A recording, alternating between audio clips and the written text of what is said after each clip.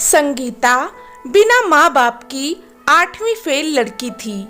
चाचा चाची ने उसका पालन पोषण किया था और उसका विवाह एक शिक्षित परिवार में करा दिया, लेकिन उस परिवार को बहू नहीं नौकरानी चाहिए थी।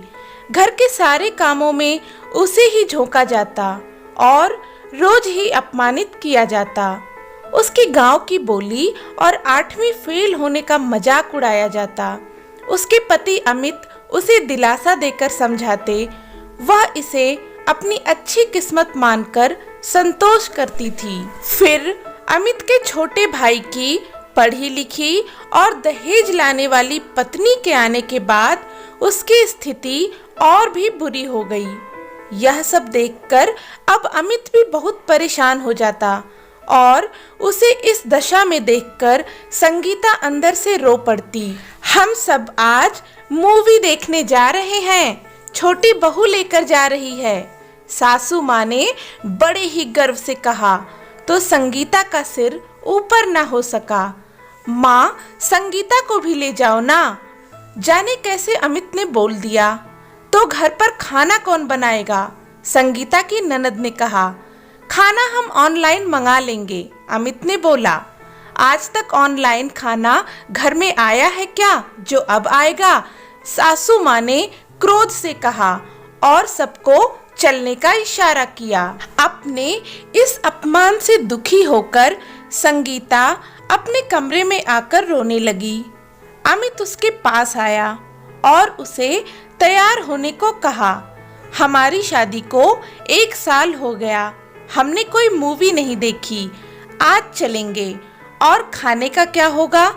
तुम तैयार हो जाओ बस, अमित ने कहा। फिर संगीता और अमित तैयार होकर बाहर निकले। बाहर बाबूजी ने हैरानी से उन्हें देखा। अमित ने अपने छोटे भाई से पूछा, आप लोग क्या खाएंगे? बताइए, मैं ऑर्डर कर देता हूँ।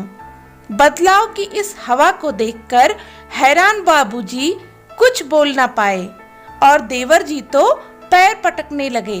पैर पटकने की जरूरत नहीं, अगर बाहर का खाना नहीं खाना है तो खिचड़ी बना लेना अपने और बाबूजी के लिए, अमित ने कहा।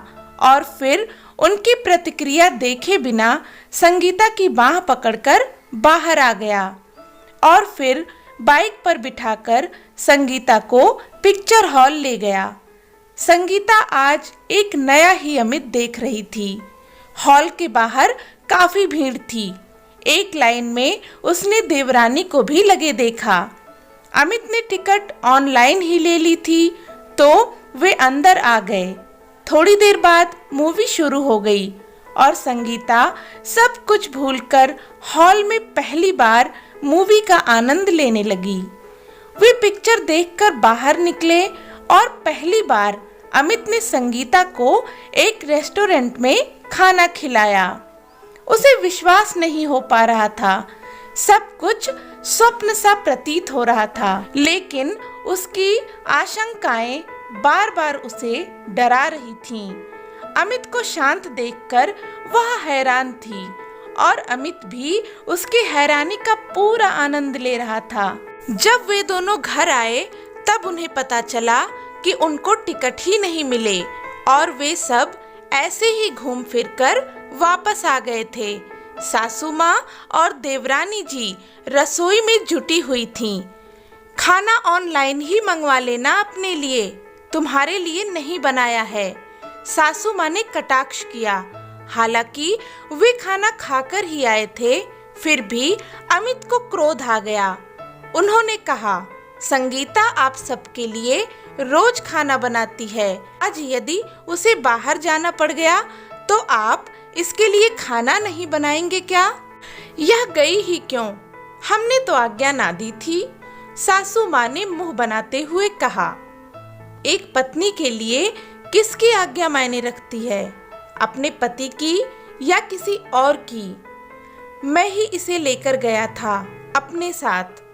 आप सब कान खोल कर सुन लो, आज से यदि घर में संगीता का अपमान होगा तो यह मेरा भी अपमान ही है। फिर अमित संगीता का हाथ पकड़कर अपने कमरे में आ गया। घर का बड़ा पुत्र होने की हर जिम्मेदारी उन्होंने अच्छे से पूरी की थी। इस बात से कोई इनकार नहीं कर सकता था। यही कारण था कि घर में बहुत ज्यादा तूफान नहीं मचा, जैसा कि संगीता सोच रही थी। लेकिन उन दोनों के लिए खाना न बनाने की बात उसे झंझोर गई थी, क्योंकि संगीता ऐसा कभी नहीं करती। उस रात संगीता ने सोच लिया कि अब वह किसी भी अनावश्यक कार्य में ना घुसकर अपनी पढ़ाई पूरी करेगी। अगले ही दिन से घर का माहौल बदला हुआ था। कार्यों के बंटने के कारण उसके पास काफी समय रहने लगा।